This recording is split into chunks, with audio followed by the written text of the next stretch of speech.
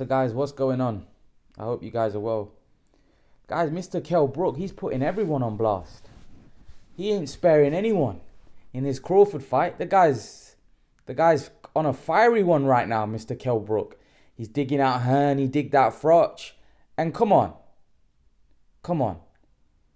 He's not going to not talk about his best friend, his arch rival, his nemesis. How can Kell Brook go into a fight and not discuss this man? You guys guessed it. Amir Khan. Kell Brook says he fired shots at Khan saying Amir Khan didn't believe he would beat Terence Crawford when he fought him. And Crawford knows I'm a monster. This is what Kell Brook had to say. What do I make of it? I'm going to not agree with Kell Brook fully.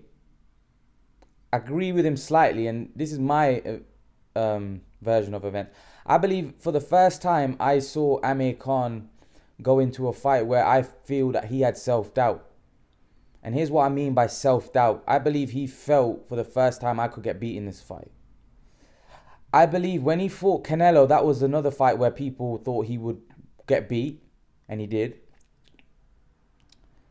Amir Khan went into that fight 100% confident he was going to beat Canelo. You could tell from his body language, you could tell from the way he was talking. You could just tell that Amir Khan felt he was going to win that fight.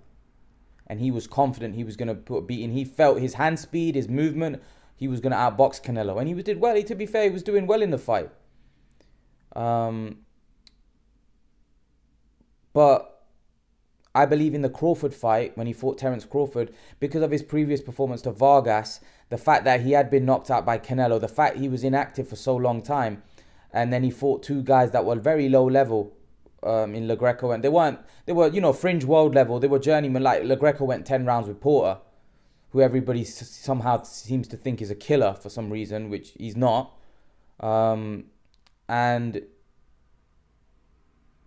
those guys were fringe world level. They can give you a good the tune-up fights. They're not top boys. And Amir Khan got rid of Phil Le Greco, and then he had struggled against Vargas. He got dropped in that fight. So I agree with Kell Brook. I believe Amir Khan went into that fight with self-doubt. For the first time, Amir Khan, in my opinion, I don't know what was in his head, but from the first thing, he felt like, I could get beat here. There was doubt there. And there was doubt in the sense that he wasn't confident in his own abilities. Because here's the thing, when you've not played sport at a very high level for a long time, and obviously Amir Khan, before, he wasn't inactive for that long as he was when he got knocked out to Canelo. The inactivity period was a lot long. You almost forget how good you are. You almost forget, and sport is about a lot of it, and a lot of people will tell you this. A lot of sport and top level sport is how strong you are mentally. And when your confidence levels are low, and I believe Amir Khan's confidence levels were low going into the Crawford fight, there's self-doubt. It's like a football player. If you don't score goals for a long time, you start doubting yourself. You start doubting how good you are. You start doubting your skills. You may be a quality player, but sometimes to get over that hunch mentally is difficult. And I felt Amir Khan was in that place before the Crawford fight. I felt he was doubting how good he was. Whereas before, if you look at Amir Khan's career, he was very confident. And that's why you saw most performances that he had were very confident performances. Even if he came up unstuck, the only fight that you could say was the Prescott fight, that was early on in his career, but that was a fight where he didn't really get a chance to do anything. He got knocked out early on. But every other performance and fight, even the Garcia loss, for example, was one where he was doing really well because he was confident in his own ability. I feel for the first time against Crawford, that in a long time, or I don't think he ever in his career suffered this, whereas I think mentally he was doubting his skills and doubting his ability because I felt like he hadn't performed at that level for such a long time. He wasn't confident. His body language before the fight, he wasn't as confident. And I thought that maybe it's just Amir Khan's more mature now. He doesn't need to get engaged in trash talk, but maybe there was a bit of doubt there before that Crawford fight. which he's never had before, which he always felt like many people, he felt that he was going to beat Canelo. And he was confident. You could tell from his body language, from the way he was talking. But in Crawford fight, before the Crawford fight, he wasn't as confident.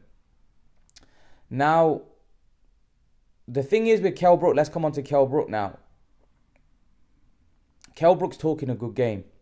He's saying all the right things that you're supposed to be saying. He's saying he's very confident, but we've heard this talk from him before. I'm a monster. Not, he's not been in with a monster like me before. We heard this against Spence, and we all saw what happened there, right? Golovkin, he said the same thing. I'm a monster. Golovkin's not been in with a beast like me, and we saw what happened there. Right, I was listening. I don't know if you guys listen to this guy on YouTube. A brilliant YouTuber. I find him quite funny, and he's really good. Porky's Corner. He put up a video about Kell Brook today, and in his video, he said that he believes Kell Brook lost to Shawn Porter. And I don't feel Kell Brook lost the fight against Shawn Porter. I think it was a close fight, but it was one that could. If Shawn Porter had got the decision, I wouldn't have cried robbery. But somehow I see a lot of some of you say on here that Kell Brook made Shawn Porter look amateurish, and he schooled Porter. What fight were you watching? What fight were you watching? Because we must have been watching a completely different fight. I couldn't have been watching the same fight that you were watching, because Kell Brook did not school Shawn Porter in that fight. So you know what? The talking's good. It's confident. He shows that he's confident, and I feel I can feel the energy. I feel like Kell Brook, but we've seen that energy before, and it's not, and he's lost when he's had that same energy. So I think Kell Brook needs to just needs to prepare himself the best he can, go in there and give it a shot. And there's a lot of pressure on Kell Brook now. There's a lot of pressure. He's fired a lot of shots at a lot of people. He's fired a lot of shots at a lot of people. If he does not win this fight, right? He's fired shots at Eddie Hearn. Is Eddie Hearn gonna want Kell Brook back if he doesn't win? Only Eddie knows that. But you've got to understand, Kell Brook won't. Like, Eddie Hearn's got guys like Dylan White, Danny Jacobs, Anthony Joshua. He's got Usyk. He's got he's got some of the best fighters in the world under him. He's not going to need Kell Brook. So there's a lot of pressure. But if Kell Brook wins the fight, then you better believe it, Eddie Hearn's going to be on the phone to Kell Brook. But like I said yesterday, I don't believe Eddie Hearn believes that Kell Brook's going to win the fight against Crawford. I don't believe so. I don't believe he believes. I don't believe. And you know what? Johnny Nelson, I want to talk about Johnny Nelson as well. Johnny Nelson said that it was a horrible decision for Kell Brook to leave Dominic Ingle. Listen, here's the thing. A lot of you were saying, well, Kell Brook, Eddie Hearn was going to take a slice of the cake and Dominic was going to take a slice of the cake.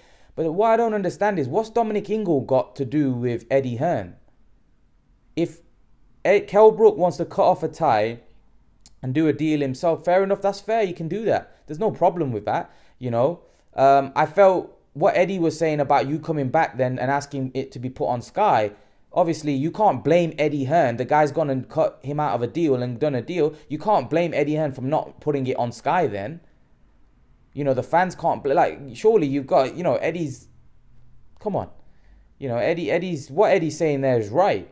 But in terms of Kell going cutting off a deal himself, that he can do that. He's on a fight-to-fight basis with Eddie Hearn, I believe. So he can go and do the deal without Eddie Hearn. That's not a problem.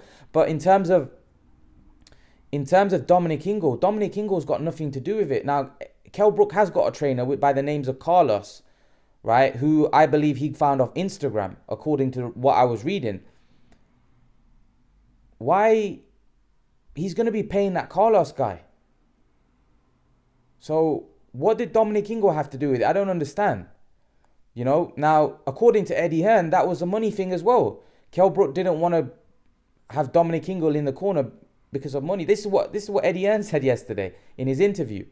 So Dominic Ingle is not linked with Eddie Hearn. It's got nothing to do with Eddie Hearn. So again, only time will tell if this is all a masterstroke or all a disaster.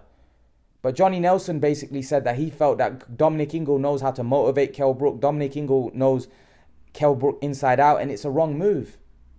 He goes that Johnny Nelson said the odds are stacked up against Kell Brook, and this has made things worse. What Dominic and listen, Johnny Nelson's close with the Ingles as well, so obviously you've got to.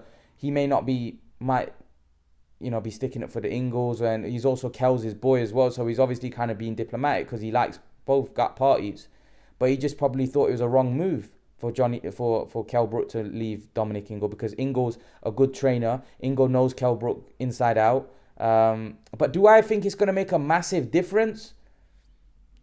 I don't know. Only Kell Brook knows that. Only Kell Brook knows how much Dominic Ingle motivates him. I'm not there with them training, so I don't know what their relationship's like. I don't know how Dominic Ingle motivates Kell Brook. I don't know what Dominic Ingle's like in the gym and with creating game plans and how good he would be in creating a game plan to beat Terence Crawford. Who knows? This Carlos might be the next best trainer. Who knows? We don't know. We just don't know. If Carlos and Kell pull this off, then it's a masterstroke by Kell Brook. So at the end of the day, we just can't jump to conclusions because we don't know. We don't know. But again, like I said, Kell Brook has to win this fight because he's upset a lot of people. A lot of influence, like Eddie Hearn upsetting him, like Dominic Ingle, just the trainer. So, you can find other trainers, but Eddie Hearn's a promoter. But again, there's other promoters out there. But again, he has to win. If he wins, he becomes king. If he loses, then that might be it. Because who's going to want to work with Kell Brook? Unless there's a possibility that he may fight Amir Khan. Apart from that, there's no real interest for promoters to work with Kell Brook. What fights is he going to have unless he starts fighting like domestic level or European level guys, which I don't think he's going to wanna. So, or maybe there's a fight with Liam Smith that potentially could be made. I don't know, but again, like I said, I think that could be a good fight.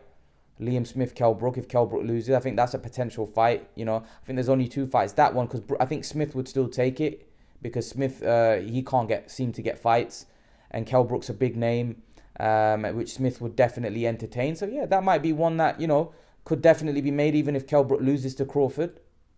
But is Eddie gonna want to work with? I don't know. But again, there's a lot of questions. Liam Smith, who's he with? Is he with Eddie Hearn now? Wasn't he with Frank? I don't know who I'm pretty sure Liam Smith has joined with Eddie Hearn. Yeah, he has. He's an Eddie Hearn fighter now. He's left Frank Warren. So that's potentially a fight there for Kell Brook if he loses. But in terms of this fight, I think Kell Brook just needs to prepare, go out there and give it his best shot, and less of the talking. Because one thing I don't like is when fighters start talking, it's not a good look. Because you don't know what's going to transpire in that ring, and sometimes you can be made to eat your own words. So I think Kell Brook just needs to go in there and put in a performance, and let's see what happens. He's got a lot of fans backing him. A lot of people want to see him go out there and do well. Let's see if he can pull it off. Let's see if he can go out there and shock the world.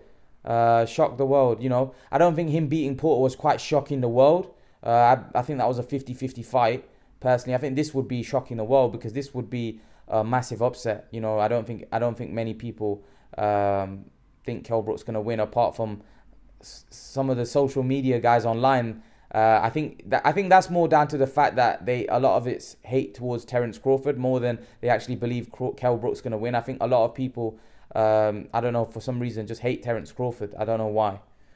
Even though Terence Crawford's a really good guy, he's humble, he's down to earth. I don't know why people hate on him so much, but yeah, I think people just want to see an upset and they're going with the underdog, and I think that's just natural. I think people like an underdog story, and Kell Brook would definitely be an underdog story. But what do you guys make of it? Leave your thoughts in the comment section below. What did you make of Kell Brook's comments? Leave your thoughts, guys. And guys, remember to please like, share, subscribe to my channel. I'll see you guys in the next video. Peace.